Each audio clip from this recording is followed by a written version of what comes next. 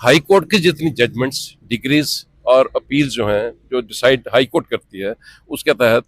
With the exception of family matters and rent matters, ये एक अजीब इसमें एक हुस्न पैदा कर दिया गया है कि फैमिली और रेंट मैटर्स वो सुनते रहें, किराएदारों को और मालिक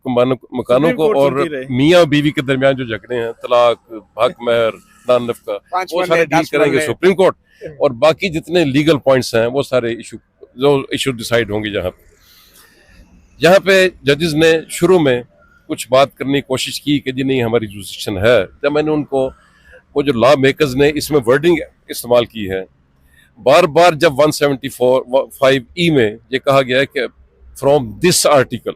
अंडर दिस आर्टिकल, तो मैंने कहा ये दिस जो लफ्ज है ये बड़ा सिग्निफिकेंट है, और लॉ मेकर्स की इंटेंशन, डिबेट तो इसमें सच्ची बातें हुई नहीं। अगर हम लॉ मेकर्स की इंटेंशन पर जाना चाहें ना, तो हमें देखना पड़ता है कि जी पार्लियामेंट में डिबेट क्या हुई। आप ये कहते हैं कि all petitions filed under 175E 27th amendment के तहत जो लाया गया है, तो 27th अमेंडमेंट से पहले तो 175E नहीं था, तो इस आर्टिकल से क्या मुराद है?